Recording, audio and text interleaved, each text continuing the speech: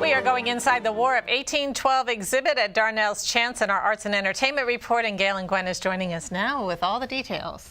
Not all of the details, but I'm going to some of the details. I'm teasing you with a few. Okay. Yeah. So many exhibits and commemorations of the War of 1812 and its significance to Prince George's County and the state of Maryland are going on in this, the 200th anniversary of that event.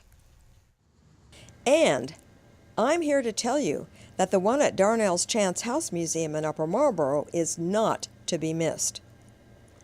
Hodges' Chance-Treason and the War of 1812 tells a complete story of how Prince Georgians John Hodges and Dr. William Bean got themselves in and out of trouble with the British and the United States government. Courtney Hobson of Darnell's Chance filled us in on the exhibition. Courtney, this is a beautifully done exhibit. A lot of research went into this. Tell me a little bit about this exhibit. Well, the research process actually started before I started working here, which was in 2011. Some research had been going on to talk about the 19th century history of the house. The museum primarily focuses on 18th century history, but with a house that's over 270 years old, there's lots of different stories to tell.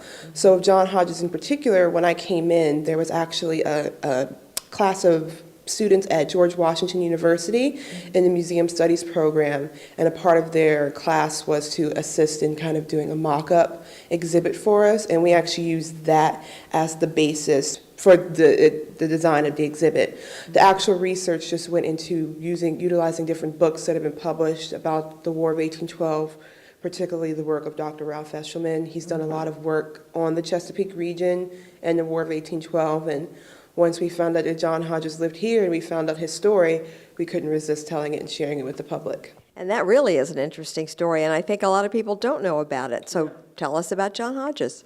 Well, John Hodges, he lived here in Upper Marlboro. He was a planter. He purchased a home in 1799, and in 1814, his life changed very dramatically. In addition to the special exhibit, Darnell's Chance House Museum, built in 1741, is dedicated to the study of the history and culture of 18th century Prince George's County, with special emphasis on the lives of mid-18th century women. Obviously, you will have to go and see the exhibit to find out about John Hodges, his treason charge, how it all came out, and how John Hodges' adventures are tied in to the Francis Scott Key and our national anthem. This exhibit will be up through the month of September. I know we just teased it a lot, and it's really quite interesting, but the story takes a long time to tell.